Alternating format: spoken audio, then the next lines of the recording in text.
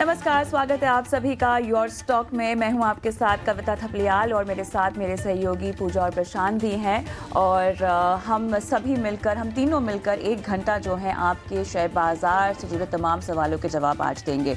शुक्रवार है और बाजार भी मेरे ख्याल से इसको आज महसूस कर रहा है, हल्की मुनाफा वसूली का सेशन। बिल्कुल बिल्कुल। और इन सब के बीच में अगर हम देखें कविता, तो आज पूजा हमारे साथ नहीं है, एक खास शो की वजह से आज अच्छा। वो हमारे साथ नहीं बनी हुई हैं, लेकिन आगे के शोज में आप उन्हें देख पाएंगे। और वाकई आपने सही कहा कि बाजार जो है, जो कल की रैली थी उसके बाद एक उम्मीद थी, एक्सपेक्टेशन थी कि क्योंकि लोगों ने थोड़ा सा कंसोलिडेशन देखा था, वहां पर खरीदारी हुई और इन सब के बीच में मुनाफा वसूली जो है वो थोड़ी बहुत नजर आती हुई बाजार में। यूएस के बाजारों का भी हमने देखा था क्योंकि कल काफी कमजोरी हुई थी वहाँ के जो जीडीपी थे, और उसके साथ साथ एक बार फिर से जो ब्याज दरें घटने के शुरुआत को लेकर सवाल निशान शुरू हो चुके हैं, क्योंकि महंगाई एक तरह से वहाँ कंट्रोल में नहीं हो रही है। स्टैगफ्लेशन की सिचुएशन जहाँ पे ग्रोथ एक कंसर्न बना हुआ है। ये तमाम समीकरण देखते हुए वहाँ के बाजार थोड़े से असमंजस में। लेकिन उसके अलावा हमारे लेवल्स अगर हम देखें इस वक्त तो 22,500 के आसपास, और निफ्टी काफ़ी सपाट 1.4% की कमजोरी। सेंसेक्स आप देखिए 74,100 के आसपास के लेवल्स और यहाँ पर 180 अंकों की कमजोरी। बैंक निफ्टी की बात करें तो यहाँ पर 48,400 के लेवल्स फिलहाल दिखाई दे रहे हैं। लेकिन इसके अलावा एडवांस डिक्लाइन 1256 एडवांसेस और 1004 डिक्लाइंस फिलहाल। आज बाजार में काफ़ी हद तक नतीजों का भी प्रभाव रहेगा, क्योंकि Bajaj Finserv, Maruti, HCL tech, SBI life, Shriram finance जैसे काउंटर्स है जहां पर हम देख रहे हैं कि अहम नतीजे आने वाले हैं। खासतौर से अगर हम ऑटो क्षेत्र की कंपनी कहें मारुति, यहां पर मुनाफा अच्छा खासा बढ़ने का अनुमान है। तो देखना होगा कि किस से नतीजे आते हैं, उसका प्रभाव हमें बाजार की चाल पर पड़ता हुआ दिखाई दे रहा है। कुछ फार्मा काउंटर्स जहां पर कुछ ब्रोकरेज हाउसेस की रिपोर्ट को लेकर हमने देखा कि काउंटर्स फोकस में है। ग्लेनमार्क जैसी कुछ कंपनियां हैं जहां पर रिपोर्ट बुलिश आई है, जिसके चलते आज के सत्र में हम देख रहे हैं कि थोड़ा सा तेजी का रुझान। लेकिन इसके अलावा हमारे आज के जो मेहमान हैं उनसे जुड़ जाते हैं और बाजार को लेकर उनकी भी राय हम लेते हैं। हमारे साथ हेंसेक्स सिक्योरिटीज़ के महेश ओझा और फिनवर्सिफाई की ध्वनि पटेल जुड़ गई हैं। आप दोनों का स्वागत है इस खास पेशकश में। और महेश, बाजार में हल्की मुनाफा वसूली, लेकिन ये एक्सपेक्टेड ट्रेंड और अगले हफ्ते को लेकर क्या खास अहम लेवल्स आपके मुताबिक जहां बाजार का आगाज हो सकता है? Kavita ji and good morning Prashant ji. तो एज एक्सपेक्टेड, जैसे अपन ने अर्लियर डिस्कस किया था कि निफ्टी के अंदर 500 से 600 के लेवल अपने को देखने को मिल सकते हैं, वो ऑलरेडी अपन देख चुके हैं। अब यहाँ पे एक कंसोलिडेशन जोन जो है वो थोड़ा सा स्टार्ट होना शुरू हुआ है। आप देख भी लेंगे, पर्टिकुलर सेक्टर स्पेसिफिक देखेंगे तो अभी आईटी सेक्टर में थोड़ा सा वापस से स्पार्क चालू हुआ है, मेटल वापस से रिबाउंड होगा। तो ये अब यहाँ से कंसोलिडेशन जोन चालू होगा। नीचे में आपको 22,340 22,350 के जो लेवल है वो एक सपोर्ट लेवल के रेसिस्टेंस के हिसाब से काम करेंगे। अपर लेवल में आपको 22,700 22,800 के लेवल देखने को मिल सकते हैं। तो एक रेंज बाउंड जो है, अब यहाँ से एक रेंज बाउंड एक्सपेक्टेड है मार्केट के अंदर। मीनवाइल बैंकिंग के अंदर भी अपन देखें तो पीएसबी बैंकिंग जो है, कल जो अपन ने जैसे डिस्कस किया था, तो पीएसबी बैंकिंग में अपन ने से भी खरीदारी देख ली है। तो यहाँ से भी एक और मोमेंटम पीएसबी बैंकिंग में एक्सपेक्टेड है। मीनवाइल प्राइवेट बैंकिंग में भी थोड़ा मोमेंटम अपने को नेक्स्ट वीक या नेक्स्ट टू नेक्स्ट वीक में अपने को थोड़ा सा मोमेंटम देखने को मिलेगा। तो वैसे भी अपन देख सकते हैं कि भी एक्सिस का रिजल्ट काफी बढ़िया आया हुआ है। एचडीएफसी के भी नंबर जो है ठीक रहे हैं। तो यहाँ से एक पीएसबी और प्राइवेट सेक्टर बैंक दोनों ही बैंकिंग के अंदर एक ठीक ठाक मोमेंटम अभी बनना चाहिए। तो बैंक निफ्टी के अंदर जो फर्दर लेवल है वो आपके 50,000 तक के लेवल जो है बैंक निफ्टी के अंदर अपन आने वाले हफ्ते या उससे आने वाले हफ्ते में देख सकते हैं। लेकिन थोड़ा सा कंसोलिडेशन जोन है जो शायद 1-2 दिन और रह सकता है, उसके बाद में से फर्दर वापस जो उसमें मोमेंटम है वहां पे दिखेगा। आईटी सेक्टर में अपन देखे तो यहाँ पे विप्रो में आज एक ठीक ठाक मोमेंटम वापस बन रहा है। टेक महिंद्रा ऑलरेडी जो है कि मैनेजमेंट के हिसाब से जो अपडेट्स आ रहे हैं, तो उसके अंदर से भी एक आउटकम निकल के आ रहा है कि धीरे धीरे अब आईटी सेक्टर जो है कहीं ना कहीं पे वापस से अपना जो है रफ्तार पकड़ेगा। तो उस हिसाब से अपन देखें तो चीजें रिबाउंड हो रही है और ये कंसोलिडेशन होगा कहीं ना कहीं पे। जो अच्छे लेवल पे मिल रहे हैं वहां पे थोड़ी प्रॉफिट बुकिंग आएगी और वापस से जो जहाँ पे अट्रैक्टिव लेवल है वहां पे एक जो है बाइंग अपॉर्चुनिटी वापस मिलेगी। तो ये है इंडेक्स पर नज़रिया और अलग अलग सेक्टर पर भी राय दी, खासतौर पे महेश जी ने। और बैंक निफ्टी पर काफ़ी बुलिश हैं और आने वाले 2 हफ्तों में 50,000 तक के लेवल्स की संभावना जता रहे हैं। और इसके साथ ही हालांकि कंसोलिडेशन फेज थोड़ा इस बीच नज़र आ सकता है। चलिए पहले कॉलर को जोड़ते हैं। विशाल शिंदे हमारे साथ नागपुर महाराष्ट्र से हैं। विशाल गुड मॉर्निंग, पूछिए क्या जानना चाहते हैं। Good morning sir. सर आपको और आपकी 18 स्वदेश चैनल को हमारी तरफ से बहुत बहुत बधाई सर। बहुत ही अच्छा कार्यक्रम आप लोग आयोजित करते हैं और हमारी सेवा करते हैं। Thank you very much. बिल्कुल। और ये वाकई विशाल जी बहुत अच्छा लगता है। ये एक तरह से कहते हैं ना कि हमने जो मिशन ठाना हुआ था कि हम हर छोटे बड़े शहर के आम निवेशक, जो एकदम आम निवेशक है, जो शेयर बाजार में अपना बेहतर तरीके से निवेश आगे बढ़ाना चाहता है, उसके हाथ मजबूत करने की जो हमारी मुहिम है, आप जैसे जब इन्वेस्टर्स हमें फ़ोन करके बताते हैं कि आपको हमारी इस मुहिम का, आपको हमारी गाइडेंस का फ़ायदा मिला है, हमारे एक्सपर्ट्स की सलाह का फ़ायदा मिला है, तो ये वाकई एक बहुत बड़ी जिम्मेदारी का एहसास भी कराता है और हमें और बेहतर करने के लिए प्रेरणा भी देता है। चलिए पूछिए क्या जानना चाहते हैं आप। सर मेरे पास हेमी प्रॉप के 528 शेयर है 216 के भाव से। ठीक है। तो सर अभी इसको मैंने 2-3 महीने से होल्ड करके रखा हो, लेकिन ये बहुत ही लॉस में जा रहा है। तो इसके बारे में कुछ आपका नजरिया है, यानी होल्ड करना चाहिए या फिर सेल करना चाहिए? हेमिस्फेयर प्रॉपर्टीज की बात कर रहे हैं ना जी? अभी 211-12 पे चल रहा है, यही इसी स्टॉक की बात। ठीक है। चलिए ध्वनि मैं आपके पास आना चाहूंगा। हेमिस्फेयर प्रॉपर्टीज है, इनके पास 528 की क्वांटिटी है, 216 के भाव पे इन्होंने लिया हुआ है था और फिलहाल 211 के भाव पे, 211-12 के भाव पे चल रहा है। बताइए क्या करना चाहिए, होल्ड करें या फिर सेल करें? जी बिल्कुल। प्रशांत, अगर हम इसका चार्ट स्ट्रक्चर देखते हैं तो रिसेंटली में ही यहाँ पे देखने को मिल रहा है कि 225 से 230 का यहाँ पे जो भाव है वो एक रेजिस्टेंस की तरह काम कर रहा है।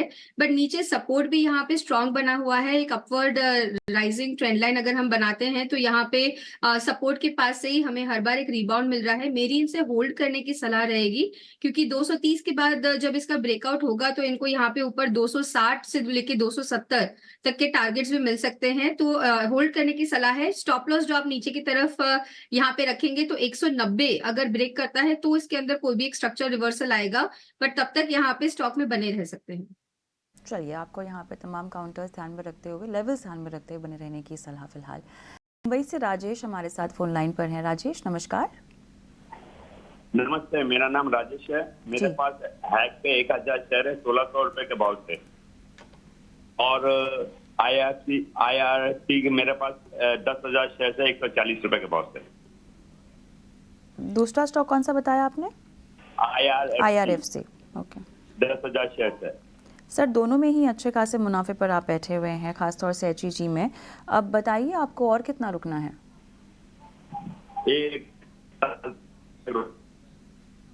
क्या कह रहे हैं? आवाज नहीं आ पाई। एक साल तक रुकना है दोनों में। 1 साल तक आपको रुकना है दोनों में।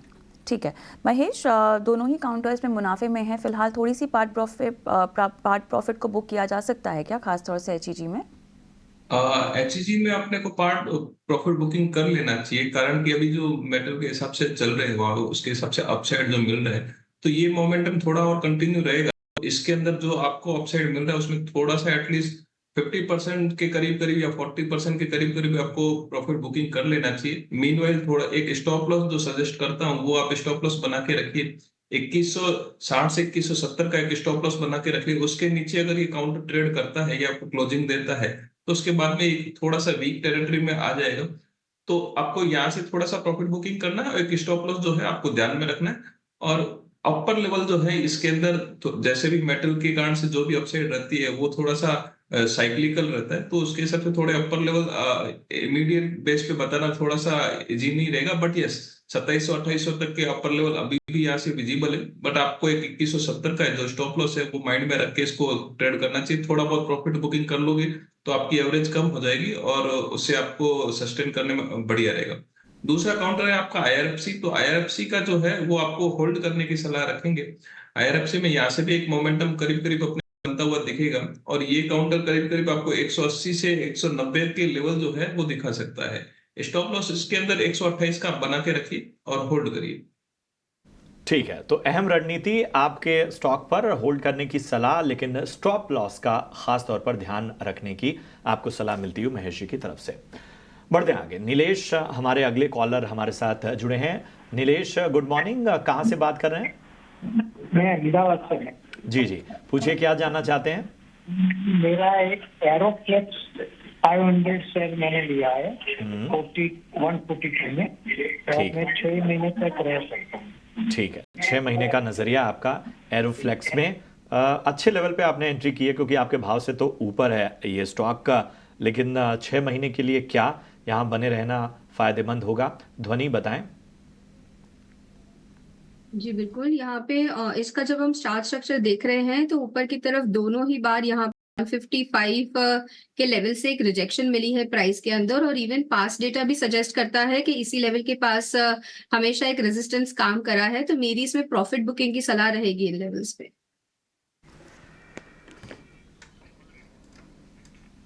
चलिए, चंडीगढ़ से संदीप शर्मा मेरे दर्शक फोन लाइन पर मौजूद है। नमस्कार। नमस्कार मैम। बताइए सर, किस टॉप पे सवाल पूछना चाहते हैं? तो मेरा एक क्वेश्चन है, अदानी पार्क के मैंने 100 शेयर लिया है। किस भाव पर? ये मैम लिया मैंने 626 पे। किस भाव पे आपने लिए हैं? 626 26। या मैं कब तक इसको होल्ड कर सकता हूँ? 626 कहा आपने? या 626, यस। चलिए, यहाँ पर फिलहाल आप घाटे में हैं। कब तक आपने होल्ड करने के लिए मंशा बना कर रखी थी? मैं रुक सकता हूँ मैम, साल तक। ओके, ध्वनि आप ही के पास मैं आऊँगी। बहुत लंबा तक इनको होल्ड नहीं करना है, बट 626 थोड़े से ऊंचे लेवल पर इनकी खरीदारी है, ऑलमोस्ट इनके स्टॉक के हाइस के लेवल्स के आसपास। जी वही बिल्कुल, इनकी जो खरीदारी है वो लेवल हाई के पास ही है, बट ओवरऑल स्टॉक जो यहाँ पे है वो बुलिश ट्रेंड में बना हुआ है। इनफैक्ट काफी सारे पावर स्टॉक्स के अंदर कल हमने यहाँ पे खरीदारी भी देखी थी। पीएफसी का काउंटर भी काफी अच्छा चला था।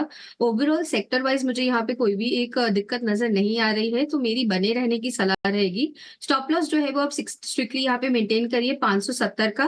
570 के बाद यहाँ पे अगर स्टॉक नीचे की तरफ जाता है तो वहां पे एक स्ट्रक्चर रिवर्सल देखने को मिलेगा, बट जब तक 570 का लेवल इसके अंदर बरकरार है आपको इसके अंदर मुनाफे में निकलने का मौका जरूर मिलेगा।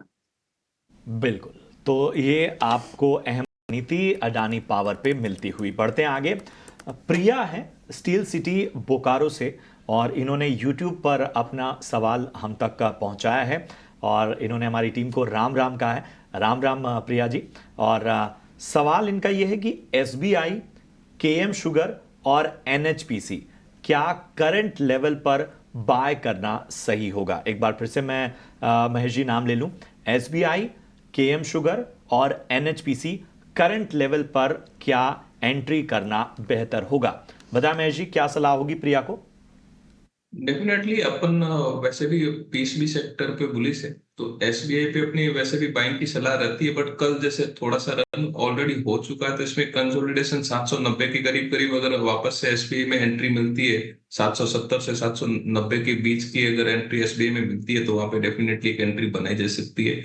और यहाँ से भी एसबीआई में एक बाइंग अपॉर्चुनिटी आप जो है वो देख सकते हैं। नहीं, एसबीआई में और भी यहाँ से अपसाइड थोड़ी सी विजिबल है।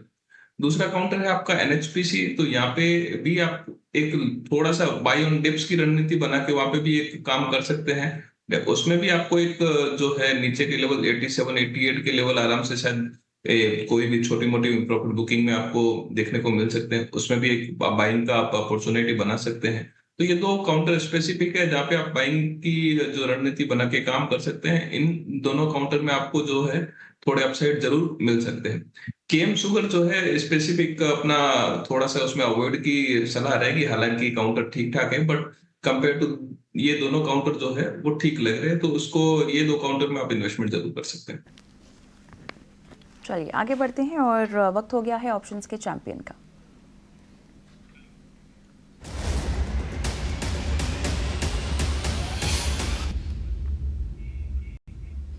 हमारे साथ सेंट्रम ब्रोकिंग के नीलेश जैन जुड़ गए हैं, जो आज बताएंगे कि आपको कहाँ दाव लगाना चाहिए। हाय, गुड मॉर्निंग नीलेश, बताइए। Hi, very good morning to you. देखिए, खरीदारी पर ही फोकस है और जो स्टॉक हमारे रडार पर आया है वो है पीपीसीएल। काफी अच्छा बेस फॉर्मेशन यहाँ पे होता हुआ नजर आ रहा है और निचले स्तर से काफी अच्छी रिकवरी भी हमें देखने को मिल रही है। तो यहाँ पे हम मोमेंटम एक्सपेक्ट करके चल रहे हैं टूवर्ड 620 से लेकर 630 तक का। इसीलिए 610 का एट द मनी का कॉल ऑप्शन जो करंटली 26 के रेंज में चल रहा है, इसे लॉन्ग करने की सलाह होगी। ऊपरी स्तरों पर टारगेट की बात करें तो पहला टारगेट 33 रुपीज का होगा, दूसरा टारगेट 36 रुपीज का होगा। स्टॉप लॉस लगाना होगा 23.5 रुपए का। एंड इन टर्म ऑफ अगर हम रुपीज रिस्क एंड रिवॉर्ड की बात करें तो इसका रिस्क 6,300 रुपीज का है एंड रिवॉर्ड अप टू 16,200 के बनते हुए नजर आते हैं। नीलेश, पीपीसीएल में आप कॉल खरीदने की सलाह दे रहे हैं 26 से 27 रुपए के आसपास और लक्ष्य 33 से 36 रुपए का। स्टॉप लॉस 23.5 का आप लगाने की सलाह दे रहे हैं। धन्यवाद, आपने समय निकाला और दर्शकों को आज सलाह दी। हैं अगले कॉलर को, विजय हैं सूरत से हमारे साथ इस वक्त जुड़े हुए। विजय जी नमस्कार, पूछिए क्या जानना चाहते हैं आप?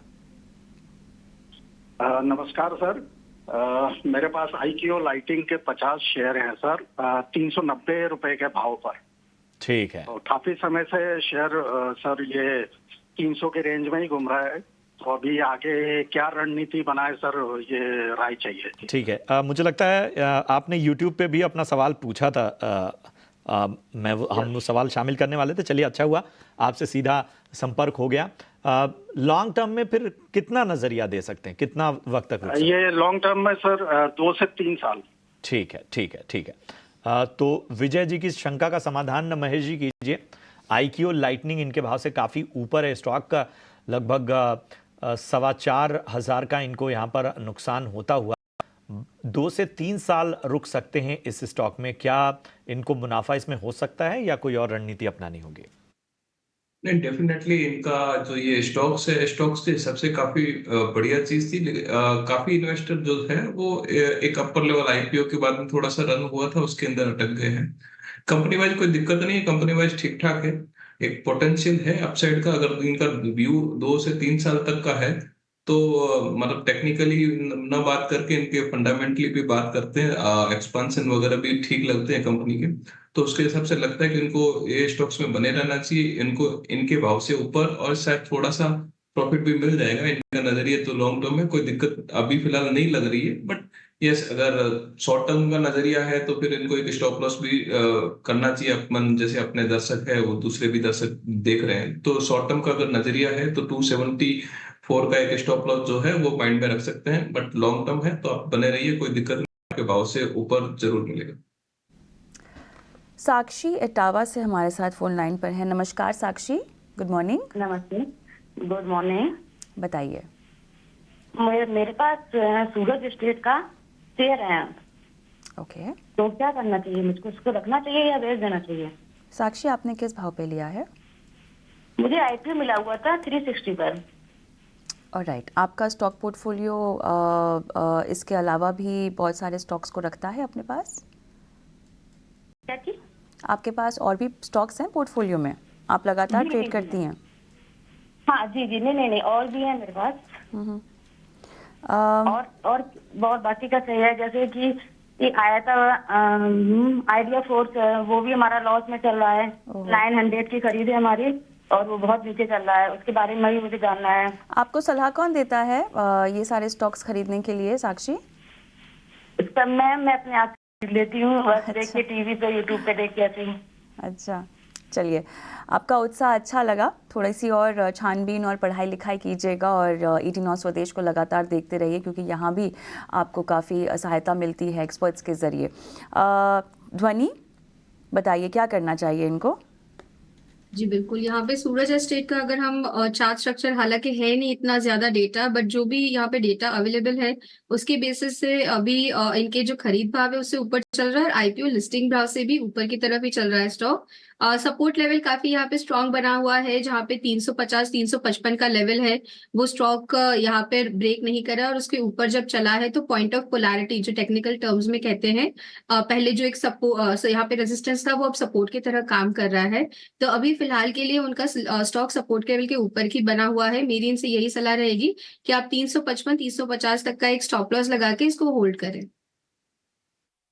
तो ये नजरिया आपके स्टॉक पे स्टॉप लॉस का विशेष रूप से सभी इन्वेस्टर्स को ये सलाह होती है, खास ध्यान रखें, बहुत आवश्यक होता है स्टॉप लॉस, और किसी दिन इस पर हम विस्तार से चर्चा भी करेंगे। बढ़ते हैं आगे। अगली कॉलर, अगले जो हमारी दर्शक है उन्होंने व्हाट्सएप के जरिए अपना सवाल हम तक पहुंचाया है। आरती पांडे हैं और इन्होंने सवाल टेक महिंद्रा पर पूछा है। 300 शेयरों की संख्या इनके पास और इन्होंने 1280 के भाव पे परचेज किया हुआ है, और आज ही हम देख रहे हैं कि लगभग 10% की एक वक्त पे तेजी नजर आ रही थी इस स्टॉक में।